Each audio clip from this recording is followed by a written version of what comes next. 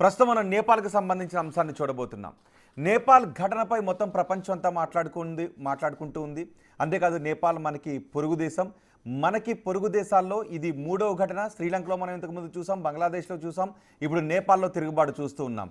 ఇలాంటి పరిస్థితుల్లో రేపు భారతదేశం లాంటి దేశాల్లో వస్తే పరిస్థితి ఏంటి అనే విషయం గురించి పెద్ద ఎత్తున చర్చ జరుగుతుంది. ఎందుకంటే అవి మన పొరుగు దేశాలే కాబట్టి. ఈ విషయంపైన ఇప్పుడు మనం చర్చించబోతున్నాం. నాగేశ్వర్ గారు నమస్తే అండి. నాగేశ్వర్ గారు, నేపాల్ ఘటన మనం చూసాం. సోషల్ మీడియాపై బ్యాన్ విధించడంతో తలెత్తిన నిరసన ఆ దేశ పాలకుల అవినీతిపై నిరసనగా మారింది. మొత్తం అక్కడ అట్టుడిగిపోయింది. ఇప్పుడు ప్రధానిగా ఎవరు నియమించాలో తర్జన భర్జన పడుతున్నాయి. ఏకాభిప్రాయం సాధించే విషయంపై వాళ్ళు మాట్లాడుకుంటూ ఉన్నారు. ఒకవేళ ఇలాంటి పరిస్థితులు రేపు భారతదేశంలో వస్తే పరిస్థితి ఏంటి? రాకూడదని ఆశించుదాం. కానీ మీకు ఫండమెంటల్గా అర్థం కావాల్సింది, మనకు నేపాల్ ఏ రకమైన లెసన్స్ ఇస్తుంది. ఆశిస్తే సరిపోదు కదా, రాకుండా జాగ్రత్త కూడా పడాలి కదా. కోర్స్ బంగ్లాదేశ్, నేపాల్, శ్రీలంకలతో మనకు పోలిక లేదు.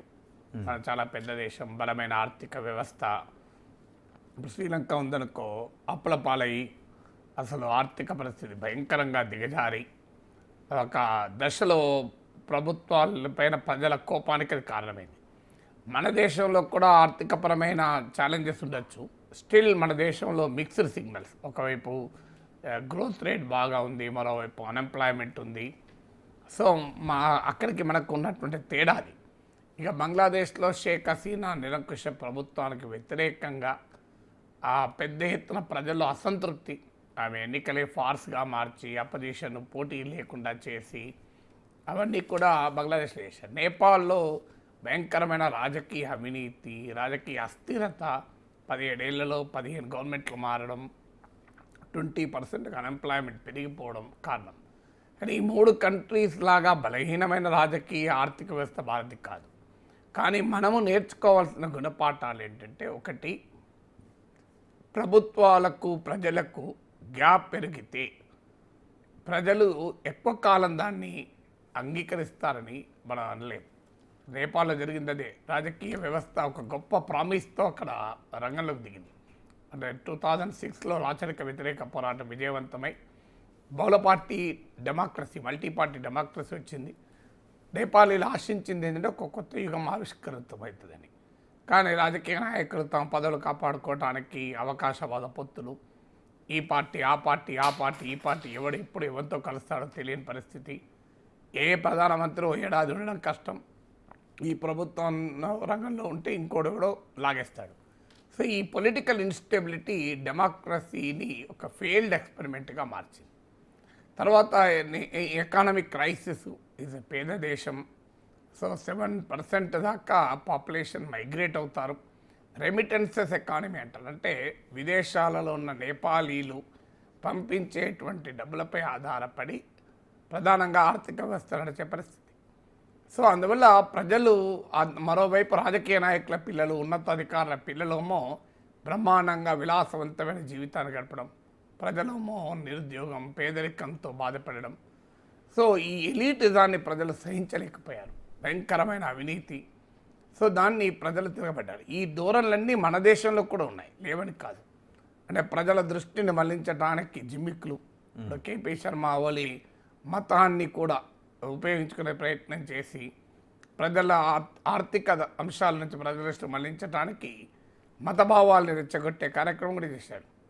కానీ అవన్నీ ఏమీ ఫలించలేదు, ప్రజలు అంగీకరించలేదు. సో అందువల్ల ఆఖరికి ప్రజల ప్రశ్నల్ని తప్పించుకోవడానికి సోషల్ మీడియాలో నిషేధం విధించాడు. అది ఇంకా ప్రజలకు ఆగ్రహం తెప్పించింది. అంటే మీరు చేస్తున్న పనికిమాలిన పనులను మమ్మల్ని ప్రశ్నించలేక చేస్తున్నారా అని. అందువల్ల పొలిటికల్ సిస్టమ్ ఫెయిల్ కాకుండా, ప్రజల్ని ఫెయిల్ చేయకుండా, ఫూల్ చేయకుండా ఉండాలి. ఇప్పుడు అక్కడ అన్ని పార్టీల నాయకులపైన ప్రజలు తిరగబడ్డారు. ఎందుకంటే ఇదే ఒక కోపం ఏంటంటే ఎంటైర్ పొలిటికల్ క్లాస్ పైన. పొలిటికల్ క్లాసే కాదు, సుప్రీంకోర్టుపై కూడా అటాక్ చేశారు, మీడియా పైన అటాక్ చేశారు. అంటే మీరంతా దొంగలు, మమ్మల్ని దోచుకుంటున్నారు అని. సో ఈ ట్రెండ్ ఎప్పుడైతే అంటే ప్రజలు రాజకీయ వ్యవస్థతో, రాజ్యాంగ వ్యవస్థలతో సంతృప్తి చెందకపోతే అంబేద్కర్ హెచ్చరిస్తాడు, ఆ ప్రజలే ఆ రాజ్యాంగాన్ని చిదిమి వేస్తారు, చెరిపి వేస్తారని హెచ్చరించాడు. అన్ఫార్చునేట్లీ నేపాల్లో ఇవాళ ఆ పరిస్థితి మనం చూస్తున్నాం. సో అందువల్ల అక్కడ ప్రజలు రాజకీయ వ్యవస్థకు మధ్య ఉన్న గ్యాప్ ఏంటో అనేది మనకు ఒక ఇండికేటర్. రెండవది, రాజకీయ అవినీతిని ఒకే తాను ముక్కలుగా రాజకీయ పార్టీలు దొంగలు ఊర్లు పంచుకున్నట్టుగా ఉంటే ప్రజలు అంగీకరించడానికి సిద్ధంగా లేరు అనేది కూడా ఒక ఉదాహరణ. మూడవది, ప్రజల్లో ఉండేటువంటి ఆగ్రహావేశాలని నిర్బంధంతో అణచివేయలేవు, ప్రజల స్వేచ్ఛల్ని హరించడం ద్వారా అణచివేయలేవు అనేది కూడా ఒక ఉదాహరణ. మీకు బంగ్లాదేశ్లో కూడా అదే కనబడింది. మీకు అక్కడ కూడా విద్యార్థులు తిరగబడ్డారు. శ్రీలంకలో రాజపక్షల్ని వాళ్ళ కుటుంబ అవినీతి, మన దగ్గర లాగానే రాజకీయ కుటుంబాలు దశాబ్దాల పాటు. ఇప్పుడు బంగ్లాదేశ్ పరిస్థితి షేక్ హసీనా కుటుంబం, ఖాలిదా జియా కుటుంబం. సో మీకు శ్రీలంకలో కూడా రాజపక్షల కుటుంబం. సో రాజకీయాల్ని తమ కుటుంబ ఆస్తులుగా పార్టీలను మార్చి కుటుంబ రాజకీయాలతో కుటుంబాలే బాగుపడుతుంటే ప్రజలు తిరగబడకుండా ఎంతకాలం ఉండగలరు దానికి ఒక ఉదాహరణ. అందువల్ల రాజ్యాంగబద్ధమైన పాలన ఫెయిల్ అయితే జరగబోయే పరిణామాలు ఏంటి అని అందుకే చీఫ్ జస్టిస్ ఈ మధ్య హెచ్చరించని మీరు గమనించుంటారు. నేపాల్ పరిణామాలు చూస్తే మన రాజ్యాంగం పైన గౌరవం పెరుగుతుంది. రాజ్యాంగ వ్యవస్థలలో ఏదైనా ఒకటి విఫలమైతే సుప్రీంకోర్టు చూస్తూ ప్రేక్షక పాత్ర పోషించలేదు అని హెచ్చరించాడు. అందువల్ల we have to learn the lessons from electoral democracy. ప్రజలకు సంతృప్తి పరచనప్పుడు ప్రజలు తిరగబడతారు. సో ఎంతకాలమని నేను వాపలే. అందులో ఇది ఒక ఆధునిక యుగం. ఈ యుగంలో ఒకప్పట్లాగా మీడియాను కంట్రోల్ చేసి, నరేటివ్ను కంట్రోల్ చేసి, పబ్లిక్ ఒపీనియన్ కంట్రోల్ చేసి మేము చెప్పిందే వేదం అనుకుంటే సాధ్యం కాదు. ఇవాళ ఒక స్వేచ్ఛాయుతమైనటువంటి సోషల్ మీడియా ప్రపంచం వచ్చింది. ప్రజలు స్వేచ్ఛగా విశృంఖలతో ఉండొచ్చు, పనికిమాలిన లక్షణాలు చాలా ఉండొచ్చు. కానీ అదే సమయంలో ప్రజలు స్వేచ్ఛగా భావాలు వ్యక్తం చేసేటువంటి సభాంగుడు అందులో ఉంది. అందుకే ప్రజలు తమ మీకు ఒకవైపు prominent social media site Facebook, Twitter, X, అలాగే యూట్యూబ్ వీటన్నిటి బ్యాన్ చేసినా టిక్టాక్లోనో లేకుంటే మరో దాంట్లోనో ప్రజలు తమ భావాల్ని వ్యక్తం చేశారు. ప్రజలు ఏకమై తిరగబడ్డటువంటి పరిస్థితి కూడా మనం చూస్తున్నాం. అందువల్ల Nepal should be a lesson for అస్.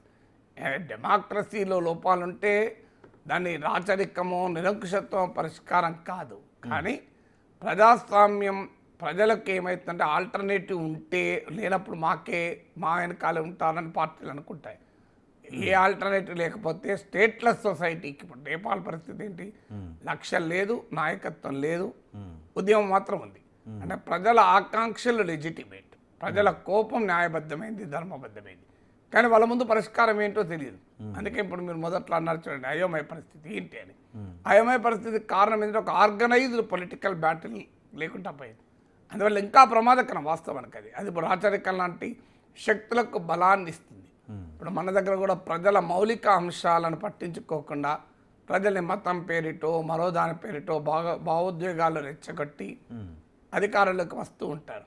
కొన్ని కుటుంబాలే కోట్లు పడగలెత్తుతారు. ఇప్పుడు భారత రాజకీయ వ్యవస్థ మొత్తం తీసుకుంటే ఒక 20-30 కుటుంబాలు ఉంటాయి.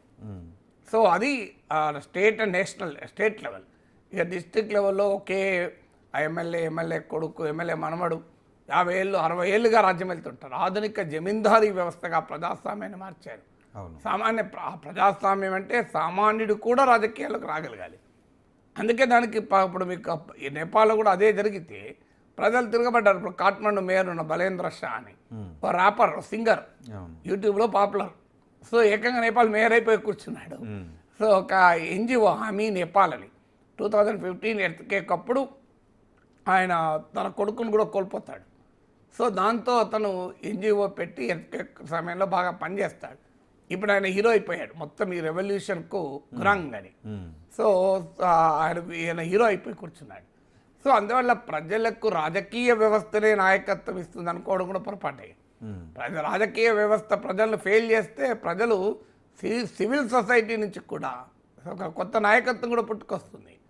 సో అందువల్ల మా చేతిలో ఆర్మీ ఉంది, మా చేతిలో పోలీస్ ఉంది, మా చేతిలో స్టేట్ అంతా ఉంది, మేము ఉద్యమాలని ప్రజల నిరసనలను తొక్కిపెట్టగలం, మేము ప్రొఫెషనల్లకు పర్మిషన్ ఇవ్వకపోతే ఏం చేస్తారనుకుంటే 20 మంది చనిపోయిన నేపాలీ యూత్ స్కూల్ డ్రెస్సులల్లా కాలేజ్ డ్రెస్సులు వచ్చి ప్రాణాలకు కూడా తెగించి పోరాడారు కదా, ఉరికి తన్నారు కదా. అందువల్ల ఆ పరిస్థితి రాకుండానే మన రాజకీయ వ్యవస్థ జాగ్రత్త పడాలి, లేకపోతే చాలా పెద్ద ప్రమాదం ముంచుకొచ్చే అవకాశం ఉంటుంది.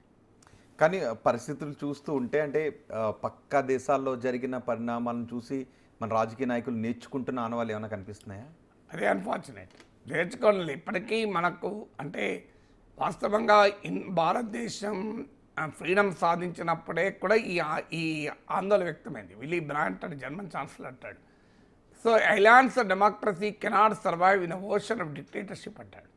నిరంకుశత్వం అనే సముద్రంలో ప్రజాస్వామ్య దీవులు మనుగడ సాధించలేవు అంటాడు. నిజంగా మన చుట్టూ ఆందోళనకర పరిస్థితులే. కానీ ఈ మూడిట్లో కూడా మీరు గమనించండి, బంగ్లాదేశ్లో జరిగినటువంటి హసీనా నిర్బంధకాండకు వ్యతిరేకంగా, ఆమె నిరంకుశ పాలనకు వ్యతిరేకంగా ప్రజలు తిరగబడ్డారు. కోర్స్ మన భారత్ మిత్రాలు, అది వేరే ఇంకో డైమెన్షన్. మనం ఆమెకు ఆశ్రయం ఇచ్చాం, మనకు డిప్లొమసీలో భాగం, మన గవర్నమెంట్ కరెక్ట్ చేసింది, దాంట్లో తప్పేమీ లేదు. ఎందుకంటే బంగ్లాదేశ్లో షేక్ హసీనా సెక్యులర్ గవర్నమెంట్ నడిపింది, మైనారిటీల హిందువులపై దాడులు లేవు, భారత్ పట్ల శత్రుత్వము లేదు, భారత వ్యతిరేక ఇస్లామిక్ తీవ్రవాద శక్తుల బంగ్లాదేశ్ అడ్డా కాకుండా చూసింది, ఆమెను ఆహ్వానించాం. కానీ ఆమె ప్రజల పట్ల ఆమె ఎలా ఉన్నారన్నది కీలకం కదా, మనతో ఎట్లా ఉన్నారన్నది కీలకం కాదు. సో ప్రజల పట్ల ఎలా ఉన్నారంటే ప్రజల పట్ల ఆమె అనుసరించిన విధానం. సో మీడియా స్వేచ్ఛ నరించింది, రాజకీయ పార్టీల స్వేచ్ఛ నుంచి ఎన్నికలు ఫార్స్గా మారిపోయాయి, ప్రతిపక్షాలు ఎన్నికలను బైకాట్ చేశాయి. ఇప్పుడు ఆ సిగ్నల్స్ మన దగ్గర కనబడుతున్నాయి. ఇప్పుడు బీహార్లో ఓట్ చోరీ క్యాంపెయిన్ నడుస్తుంది. అసలు మహారాష్ట్ర హర్యానాలో ఎన్నికల్ని దొంగిలించారన్నది ఆరోపణలు వస్తున్నాయి. ఎన్నికల కమిషన్ డిఫెన్స్ చూస్తే అది ఏమాత్రము కాన్ఫిడెన్స్ క్రియేట్ కావడం లేదు. బీహార్లో మనం చూసాం, కనీసం మన దగ్గర వ్యవస్థలు పనిచేస్తున్నాయి. బీహార్లో ప్రజల్ని డిసెన్ఫ్రాంచైజ్ చేస్తే, అంటే ప్రజలను ఓటు హక్కుకు దూరం చేయాలని ప్రయత్నం చేస్తే సుప్రీంకోర్టు నిలబడ్డది. సుప్రీంకోర్టు ఆధార్ కూడా తీసుకోండి అని చెప్పారు. ఎంత దుర్మార్గంగా 87% మందికి ఉన్న ఆధారం చెల్లదు, 2% మంది చేతిలో ఉన్న పాస్పోర్ట్ చెల్లుతుంది అన్నారు. ఈ కుట్రను సుప్రీంకోర్టు కొట్టివేసింది, ఈ ఆర్గ్యుమెంట్ కొట్టేసింది. అంటే మన దగ్గర కూడా వ్యవస్థలలో ఆ డికే కనబడుతోంది. కానీ అట్లీస్ట్ కొన్ని వ్యవస్థలు పనిచేస్తున్నాయి. ఇప్పుడు ధర్మం 4 పాదాల్లో నడవకపోయినా ఒక్క పాదంతో నడుస్తుంది అని ఆనందపడాలి. సో అందువల్ల మన దగ్గర కూడా మీడియాను కంట్రోల్ చేసి నరేటివ్ను కంట్రోల్ చేయాలి. మీరు రాత్రి 7 దాటంగా నేషనల్ ఛానల్ చూడండి, అసలు చూడబుద్దు కాదు. ఎందుకంటే completely one sided. Ravish Kumar దాన్ని గోధీ మీడియా అని పేరు పెట్టాడు. అంటే మోడీ ఒడిలో ఉంటుంది ఆ మీడియా అని. మన తెలుగు ఛానళ్ళు చూడండి, ఏదో ఒక రాజకీయ పార్టీకి అనుకూలం. నీకు స్వతంత్రంగా ప్రజల సమస్యల్ని జనంలోకి తీసుకొచ్చి వాటిపైన కవరేజ్ లేదు. సోషల్ మీడియాను కూడా వారే కంట్రోల్ చేసి ఒక పబ్లిక్ నరేటివ్ను కంట్రోల్ చేసే ప్రయత్నం రాజకీయ పార్టీలు చేస్తారు. You cannot manage people through narrative building. రోజు ఏదో ఒక కహాని చెప్పి ప్రజల్ని సంతృప్తి పరచలే కదా. A day will come, people will question. అయితే మన దగ్గర ఏమవుతుంది, ఏదో ఒక అంశం ఎకానమీ పైన ప్రజలు నిరసన తెలిపే లోపల పుల్వామా వస్తుంది, ఆపరేషన్ సింధూర్ వస్తుంది, మొత్తం లేదంటే సర్జికల్ స్ట్రైక్స్ వస్తాయి. ప్రజల మూడంతా అటువైపు మారుతున్నారు. కానీ ఇది ఎలక్కాలని నడవదు. సో మన దగ్గర కూడా ఇన్స్టిట్యూషన్ ఫెయిల్ అవుతున్నాయి. గవర్నర్లు చూడండి ఎంత అప్రజాస్వామికంగా ఉంటున్నారు. సో రాజకీయ వ్యవస్థ ఎంత అవినీతిమయమైందో మనం చూస్తున్నాం కదా. ఇవాళ ఎన్నికలు ఎంత వ్యాపారంగా మారిపోయినాయి. ఇవన్నీ కూడా అంటే మన దగ్గర కూడా ఇన్స్టిట్యూషనల్ డికే మొదలైంది. బట్ ఆ స్టేజ్ రాలేదనే నమ్ముతున్నాం, రాకూడదని ఆశిస్తున్నాం. రైట్. భారత్ ఆ విషయాల నుంచి నేర్చుకోవాల్సింది చాలా ఉంది అనే విషయం గురించి చెప్పారు. కానీ నేపాల్ మాత్రం ఈ సంక్షోభం నుంచి ఎలా బయటకు వస్తుందో చూడాలి. రాజ్యాంగపరంగా ఈ సంక్షోభానికి మేము పరిష్కారాన్ని వెతుకుతున్నామని అంటుంది. చూద్దాం.